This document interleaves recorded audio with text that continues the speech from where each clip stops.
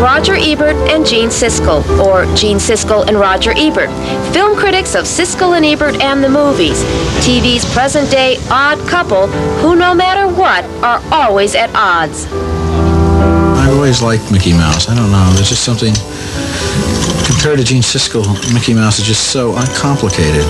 Roger has a tremendous need to think that he's better than I am. Gene is a guy who is very suspicious of a good time. If he's having a good time, there must be something wrong with it. He's got to look into it a little more deeply. Somehow he must have been fooled. You know, it wasn't really as good as he thought it was.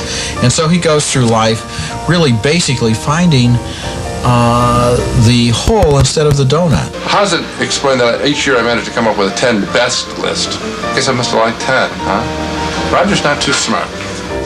Roger Ebert is film critic of the Chicago Sun-Times. Gene Siskel is film critic of the Chicago Tribune. And even though their offices are just across the street from each other, when it comes to movies, they're miles and miles apart. I'm competitive with him because I was raised to work on newspapers. I've been working on newspapers since I was 15 years old. And I grew up in a town, Champaign-Urbana in Downstate, Illinois, which had two competing newspapers, so I grew up on that. He works for the Tribune, I work for the Sun-Times. That makes him my enemy. The job's a good fit. The show is a good fit. We are competitive, and I think that keeps an honest edge to it, rather than, for example, Gene and Roger present the movies. It's not that at all. It's three separate elements. Gene, Roger, the movies. Three separate things.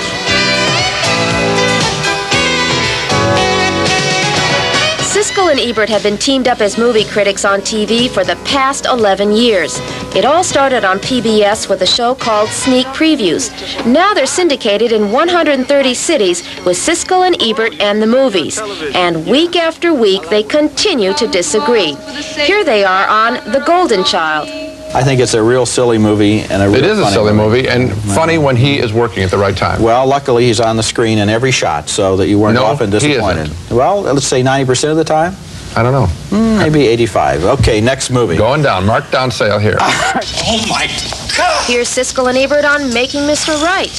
I wanted this movie, her to break out from the movie, turn to the camera, and just tell me what happened to her that day. I think she's an exciting performer. I want to see her in another script. But this is, you say this every time you see a movie you didn't like, that you'd rather have a documentary on what they had for lunch. Yes.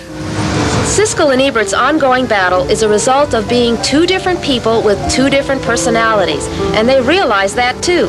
In fact, Ebert says he's like Aristotle, practical, and Siskel is like Plato, idealistic.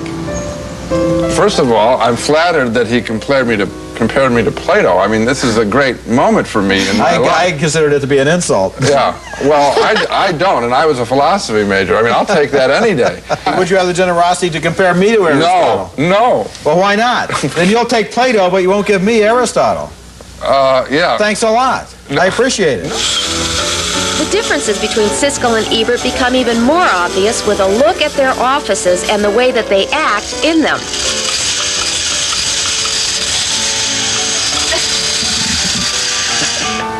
Fabulous. Here's an interesting question. When will you review Hollywood Shuffle? I bet you all know the answer to that. When it comes out.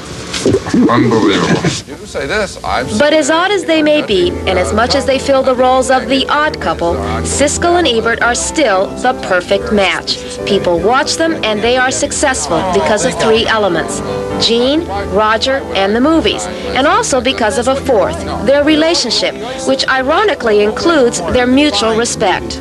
Respect is the key. If he were not a fine film critic, then it would be very difficult to do the show, because I would think that there was a trickster, a game player there, or somebody who wanted to be a star in his own right. He just wants to be a very good film critic. Gene is not somebody that I would have chosen to be my close friend because he and I are not compatible in terms of our personality types. However, over 11 years, I've come to respect him.